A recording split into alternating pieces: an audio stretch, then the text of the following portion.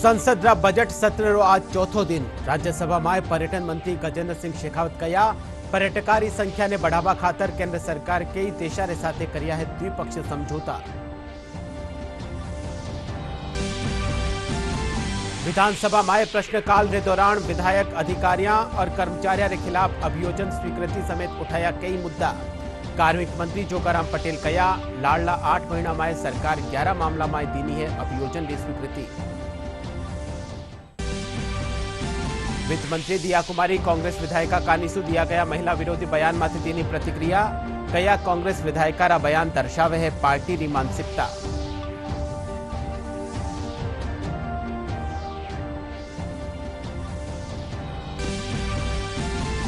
Paris Olympic में भारतीय तीरंदाजी टीम कीनो है शानदार प्रदर्शन रैंकिंग राउंड में चौथो स्थान हासिल कर क्वार्टर फाइनल में करियो प्रवेश।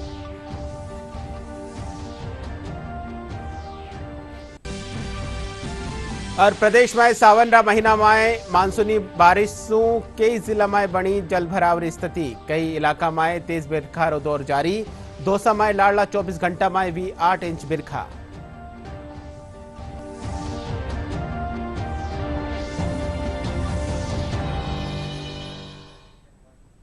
नमस्कार डीडी राजस्थान रे राजस्थानी खबरा रे इन बुलेटिन में ने आपरो घणे मानसू स्वागत है। मैं हूं आपके साथ विकास और अब खबरा विगतवार। संसद का बजट सत्र रो आज चौथो दिन है। राज्यसभा में प्रश्नकाल के दौरान पूछा गया एक सवाल रा जवाब में पर्यटन मंत्री गजेंद्र सिंह शेखावत कहो कि केंद्र सरकार पर्यटका ने सुरक्षित माहौल उपलब्ध करावा खातर लगातार काम कर रही है। वे कहो कि पर्यटकारी संख्या ने बढ़ावा खातर केंद्र सरकार कई देशों के साथ द्विपक्षीय समझौता भी किया है। अपना देश और चलो इंडिया दोनों ही स्कीम्स जो हैं माननीय प्रधानमंत्री जी के मार्गदर्शन में विभाग ने प्रारंभ की थी और दोनों ही स्कीम्स ऐसी हैं जिनसे टूरिस्ट नंबर बढ़ने वाले का कोई डेटाबेस हम कैप्चर नहीं कर सकते। भारत में रहने वाले प्रवासी भारतीय उनसे माननीय प्रधानमंत्री जी ने अपेक्षा की थी कि वो अपने प्रभाव का उपयोग करते हुए 5 जिस देश में रहते हैं उसके ऐसे व्यक्तियों को प्रतिवर्ष रेफर करें कि वो भारत जाकर के भारत का दर्शन करें, भारत की संस्कृति, भारत के साहित्य, भारत के समृद्ध विरासत का अध्ययन करें। और हमेशा ही माननीय प्रधानमंत्री जी ने इस तरह से संबोधित किया कि आप कल्चरल एम्बेसडर ऑफ इंडिया हो जो प्रवासी भारतीय हैं, लेकिन वीजा डॉक्यूमेंट्स में कोई भी जो भारत आने वाला व्यक्ति ये उल्लेख नहीं करता।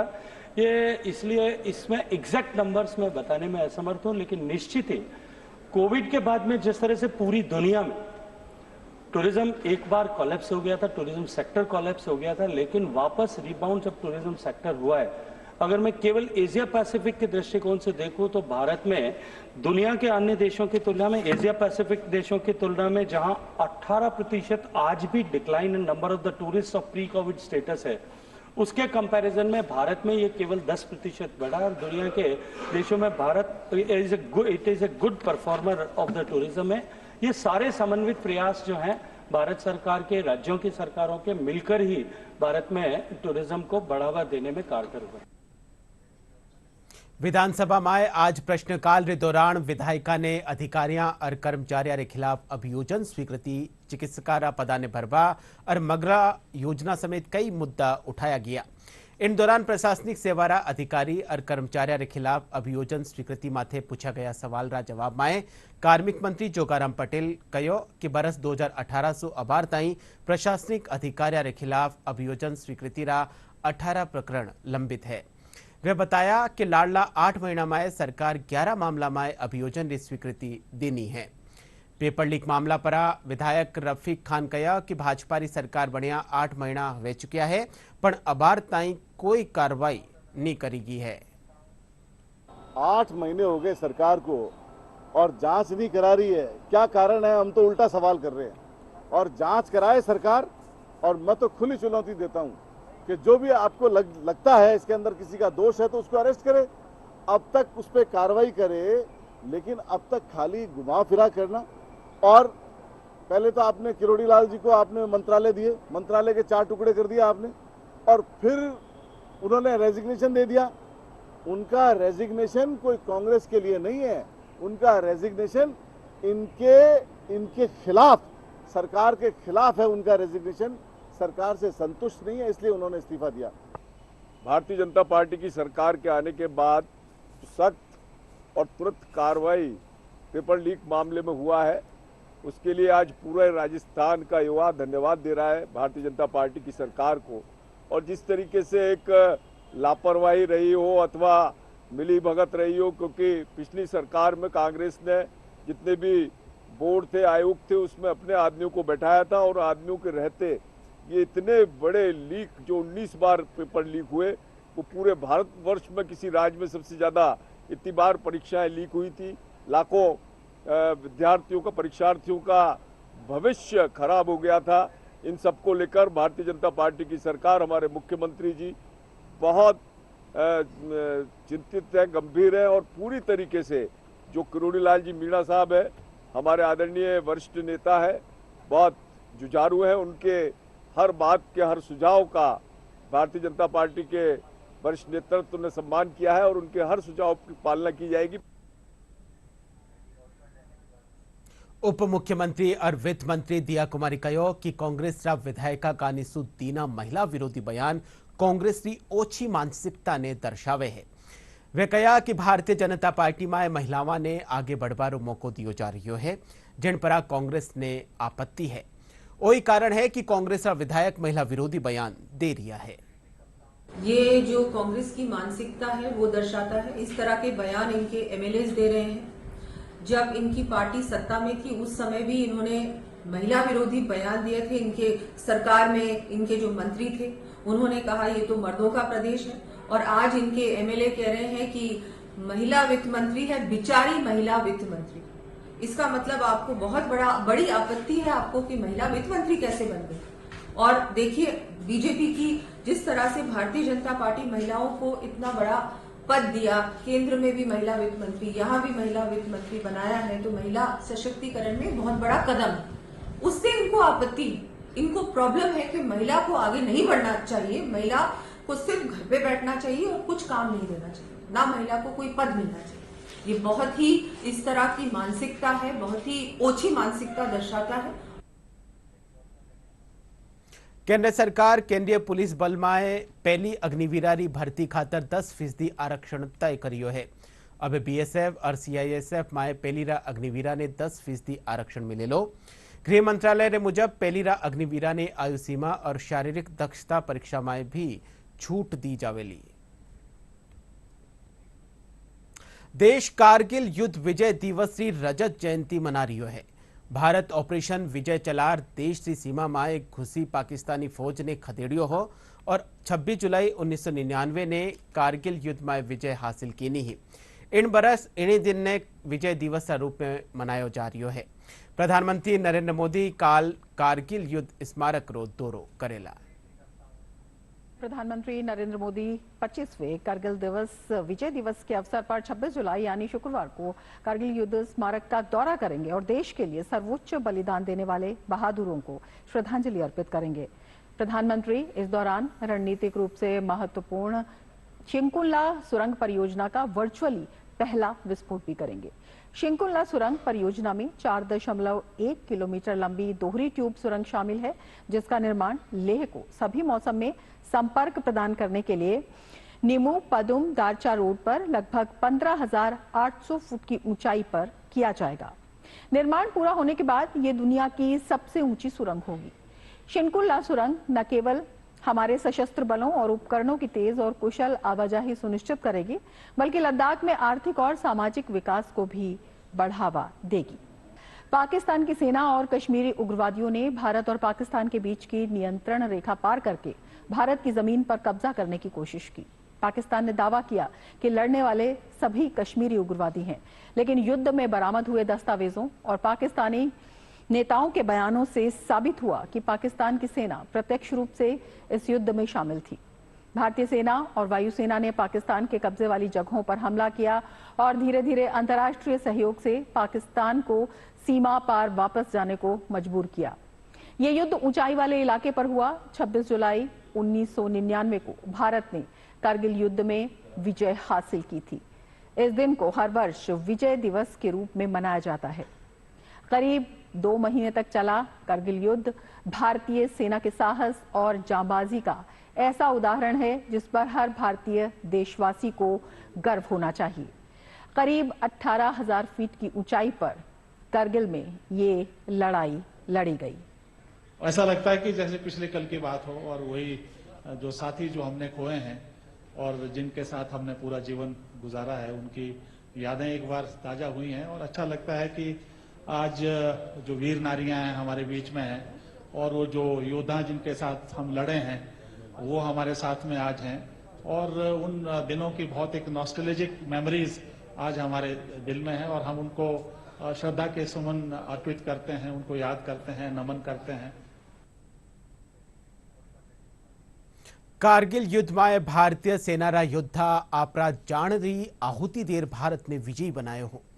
इनमें झुंझुनू जिलारा 19 शहीद भी आपरो बलिदान दियो हो। कारगिल जीत में आपरी भूमिका निभावा वाला कैप्टन सीताराम बताया कि वारी टीम 17,000 फीट री ऊंचाई माथे जार पाकिस्तानी सैनिका ने खदेड़ियो हो। कारगिल लड़ाई के दौरान हम लोगों ने लड़ाई लड़ी है और उस पहाड़ी पर उस क्षेत्र की लड़ाई लड़ी है जो कि हम 17,000 फीट तक हम चढ़ कर और दुश्मन को खदेड़ कर पीछे हटाया है। हमने 2 सडल पोस्ट को कब्जा किया है और एक पाकिस्तानी 24 मुजाहिद बटालियन रेजिमेंट थी पाकिस्तान की, उस सिपाही को जिंदा पकड़ा था। मैं स्नाइपर शूटर हूँ। मैं जब से अपने यूनिट में लिया हूँ तब से शूटिंग का काम करता हूँ और मेरे बटालियन के अधिकारी ऑफिसर साहिबान, जेसीओ साहिबान, उनके नेतृत्व में उनके सिखलाई के तौर पर हमने अपनी कामयाबी हासिल की है। हम सभी रेजिमेंट की अभ्यास कर कर के हमेशा और हमने अपनी लड़ाई में अपनी कामयाबी हासिल की है और इस विजय दिवस को मनाने के लिए हम बहुत ही सौभाग्य हैं। जयपुर स्थापित जगत गुरु रामानंदाचार्य राजस्थान संस्कृत विश्वविद्यालय रो छठो दीक्षांत समारोह 27 जुलाई ने आयोजित कर्यो जावेलो। कार्यक्रम में राज्यपाल कलराज मिश्र मुख्य अतिथि रा रूप में मौजूद रहेला। विश्वविद्यालय रा कुलपति प्रोफेसर राम सेवक दुबे बताया कि दीक्षांत समारोह के दौरान 7,000 सुबत्ता विद्यार्थियों और शोधार्थियों ने उपाध्याय प्रदान करी जावेला। इनके साथ ही विश्वविद्यालय में संविधान पार्क रो उद्घाटन भी कर्यो जावेलो। गुरु रामानंदाचार्य राजस्थान संस्कृत विश्वविद्यालय का 27 जुलाई को आयोजित है। इस कार्यक्रम की अध्यक्षता महामहिम राज्यपाल श्री कलराज मिश्र जी करेंगे और इस कार्यक्रम में दीक्षांत भाषण देने के लिए मुख्य अतिथि के रूप में पधार रहे हैं पद्म विभूषण जगत गुरु श्री रामानंदाचार्य जी महाराज रामभद्राचार्य जी। इसमें हम लगभग 7,251 बच्चों को उपाधियां देंगे जो कि शास्त्रीय स्तर के, जिनको हम स्नातक कहते हैं यूजी, और आचार्य स्तर के जो परास्नातक पीजी के बच्चे हैं, तथा 2023-24 में हमारे 27 छात्र ऐसे हैं जिनको कि हम पीएचडी की उपाधि देंगे जो संस्कृत में विद्यावारिधि के नाम से कही जाती है। इनके साथ साथ हम जो बच्चे हमारे स्वर्ण पदक प्राप्त कर चुके हैं ऐसे बच्चों की संख्या 12 है जिनको कि महामहिम राज्यपाल स्वर्ण पदक प्रदान करेंगे। तो ये हमारा कार्यक्रम है। इसमें विशिष्ट अतिथि के रूप में प्रोफेसर श्रीनिवास बरखेड़ी जी जो कि कुलपति हैं संस्कृत विश्वविद्यालय दिल्ली के, वो पधार रहे हैं। इसमें हम विशेष रूप से 2 मानद उपाधियां भी दे रहे हैं विद्यावाचस्पति की, जो कि जगत गुरु रामानंदाचार्य जो संस्कृत वाङ्मय के जाने माने आचार्य हैं, जिनको इस वर्ष संस्कृत का ज्ञानपीठ भी मिला हुआ है, उनको हम विद्यावाचस्पति की उपाधि से विभूषित करेंगे। और प्रोफेसर बरखेड़ी जी को भी जो कि देश देशांतर में संस्कृत के प्रचार प्रसार के लिए और जाने जाते हैं, उनको भी हम विद्यावाचस्पति की उपाधि देंगे।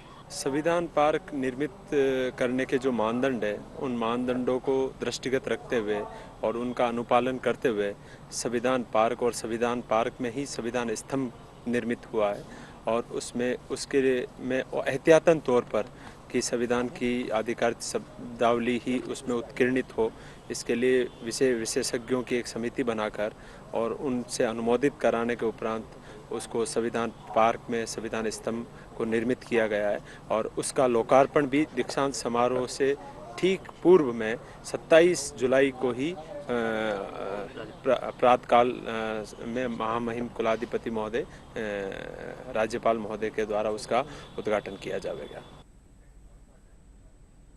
जयपुर स्थापित राजस्थान इंटरनेशनल सेंटर में आज बिल्ड बैक बेटर महिलाओं के स्वास्थ्य कल्याण और सुरक्षा सुनिश्चित करना विषय माथे राष्ट्रीय कार्यशाला राखी की। कार्यक्रम रे आयोजक मोनालिसा बतायो कि कार्यक्रम रो उद्देश्य महिलावां री सुरक्षा स्वास्थ्य और कल्याण ने बढ़ावा खातर सामूहिक ज्ञान रा महत्व ने रेखांकित करनो है। Consultation ensuring health wellness and safety यानी स्वास्थ्य कल्याण मानसिक स्वास्थ्य और उसके साथ जो सेफ्टी होता है महिला के लिए, इन सब पे हम एक चर्चा करने के लिए एकत्रित हुए हैं। ये एक प्रोग्राम हमने चलाया था UN वुमेन के सपोर्ट से, जो कि हमने केरला और राजस्थान दोनों जगह पे किया था, जो कि स्पाइस जो मसाला क्षेत्र की महिलाएं हैं उनको कैसे स्वास्थ्य के बारे में यानी एनीमिया उस पर हमने एक फोकस रखा था, खून की कमी के बारे में जानकारी दे सके, किस तरह से हम मानसिक स्वास्थ्य जिस पे कहीं पे भी बात नहीं होता और बहुत कम बात होता है उस पर एक जागरूकता फैलाएं, और उसके अलावा जो सेफ्टी होता है, जो लिंग भेदभाव होता है, लिंग के आधारित पे भेदभाव होता है, उस पर उनको किस तरह से जागरूक करें। और खाली जागरूक करना इसका मकसद नहीं है, जागरूक करके वो कैसे इसके ऊपर कोई कदम उठाएं। यदि एनीमिया हो रहा है तो डॉक्टर के पास जाएं, मानसिक स्वास्थ्य में कुछ ऐसी चुनौतियां आ रही है तो वहाँ पे भी डिस्ट्रिक्ट लेवल डॉक्टर के पास जाएं, और यदि सेफ्टी नहीं है, उनके साथ भेदभाव हो रहा है तो उसमें भी वो अपनी आवाज़ उठाएं। हमने महिलाओं को इस प्रोजेक्ट के माध्यम से हेल्थ और सेफ्टी के बारे में बताया। तो महिलाओं में जैसे एनीमिया की कमी होती है तो हमने पिक्चर कार्ड के माध्यम से बताया उनको, और उन्हें बताया कि आप जो अपने मानसिक संतुलन के लिए अगर आप परेशान रहते हो तो एक तो अपनी बात किसी को साझा करना चाहिए और हमें समय समय पर डॉक्टर की सलाह लेनी चाहिए। खबर खेल सु है। पेरिस ओलंपिक को चौथी खबर आई है। पेरिस ओलंपिक में भारतीय तीरंदाजी री जकी टीम है वह शानदार प्रदर्शन करता थका रैंकिंग राउंड में चौथो स्थान हासिल कर क्वार्टर फाइनल में प्रवेश कर लीनो है। टीम में अंकित भगत, भजन कौर और दीपिका कुमारी जोरदार प्रदर्शन करियो है। पेरिस ओलंपिक खेला में इन बार 206 देशरा करीब 10,500 एथलीट्स भाग ले रिया है। भारत का निसु 117 एथलीट्स रा दल शामिल हुए गयो है। ओ खेल 11 अगस्त ताई चालेलो। बीकानेरा तीरंदाजी कोच अनिल कुमार जोशी बतायो कि भारत रा एथलीट्स उत्कृष्ट प्रदर्शन की उम्मीद है।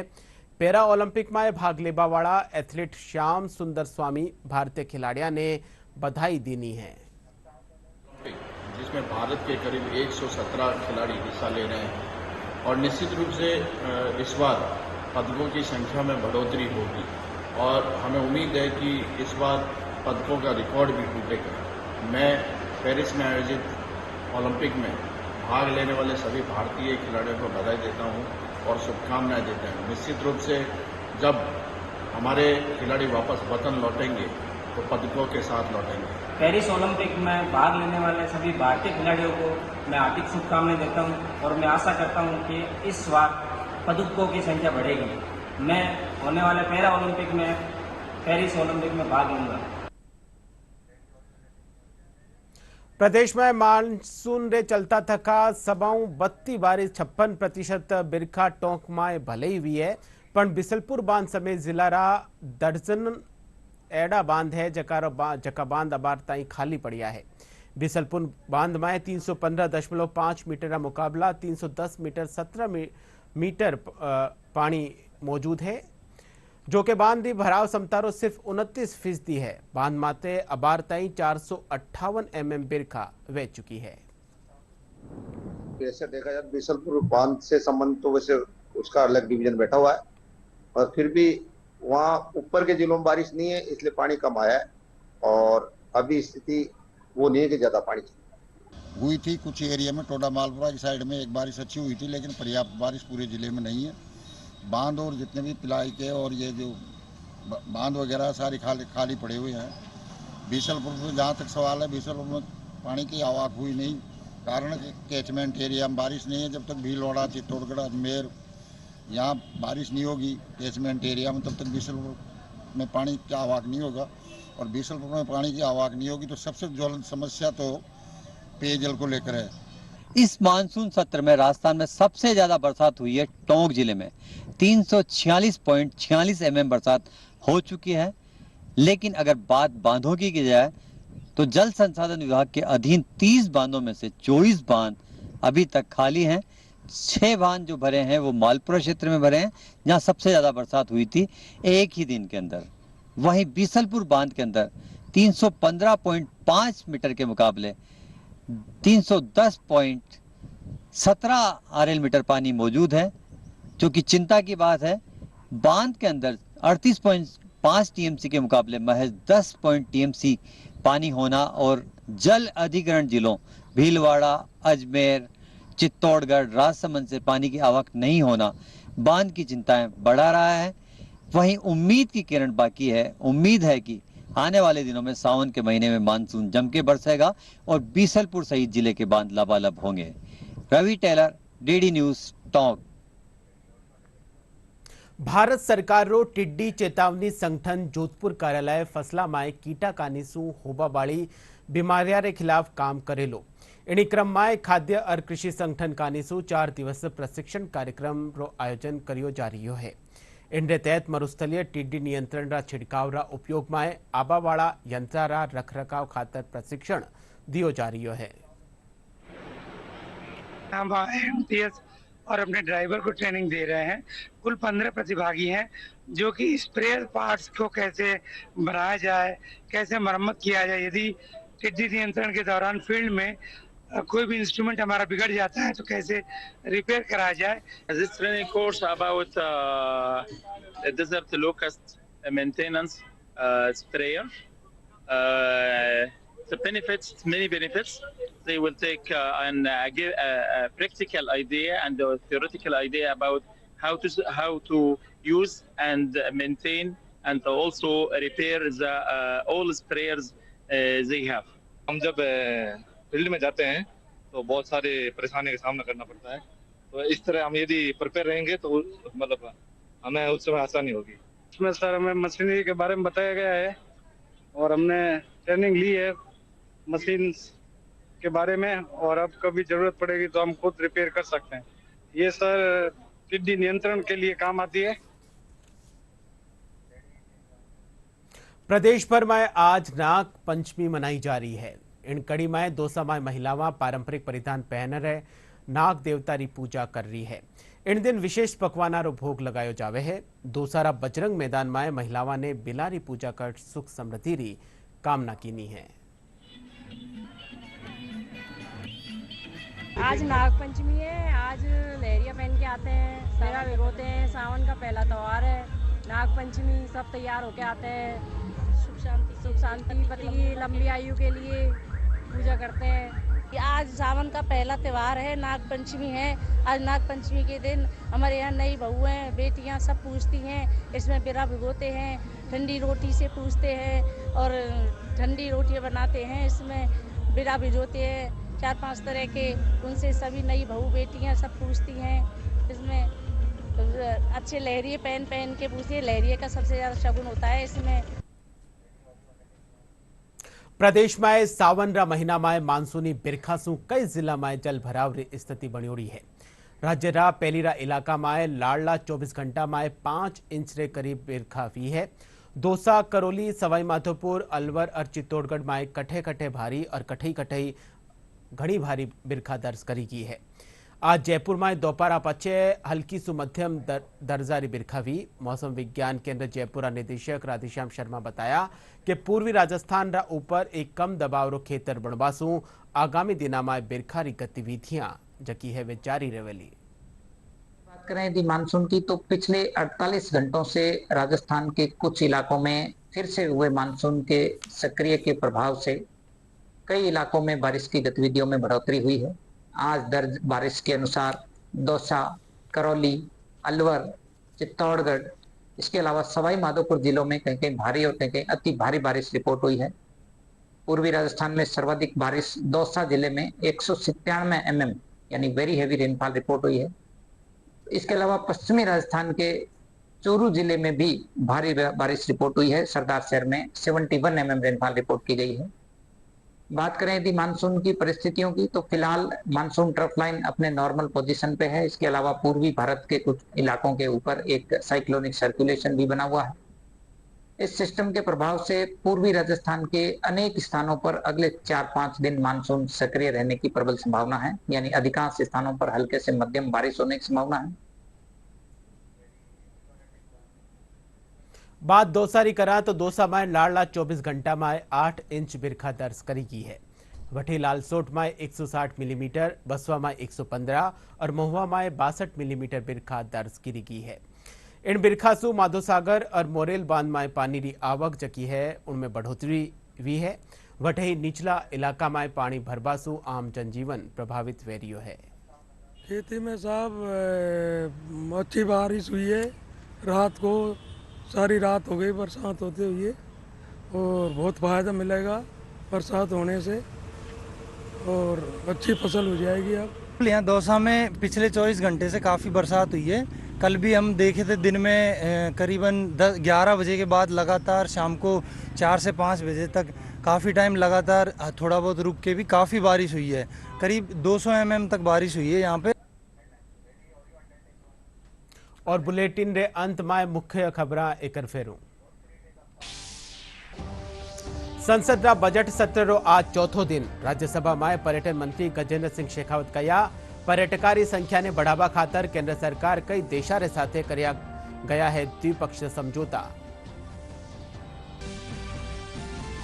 विधानसभा में प्रश्नकाल के दौरान विधायक, अधिकारियों और कर्मचारियों के खिलाफ अभियोजन स्वीकृति समेत उठाया कई मुद्दा। कार्मिक मंत्री जोगाराम पटेल कया लाड़ला 8 महीना में सरकार 11 मामला में दीनी है अभियोजन की स्वीकृति। वित्त मंत्री दिया कुमारी कांग्रेस विधायिका कानीसु दिया गया महिला विरोधी बयान माथे दीनी प्रतिक्रिया। कया कांग्रेस विधायिका रा बयान दर्शावे है पार्टी री मानसिकता।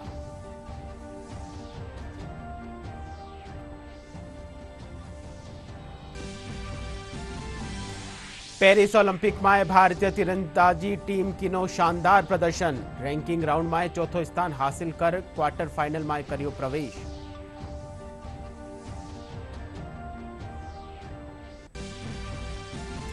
और प्रदेश में सावन रा महीना में मानसूनी बिरखा से कई जिला में बनी जलभराव री स्थिति।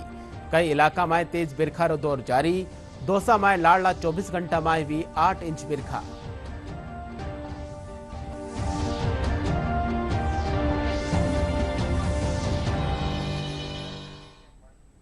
राजस्थानी खबरारो ओ बुलेटिन अठई पुरो हुयो। आप देखता रहिजो DD राजस्थान। नमस्कार।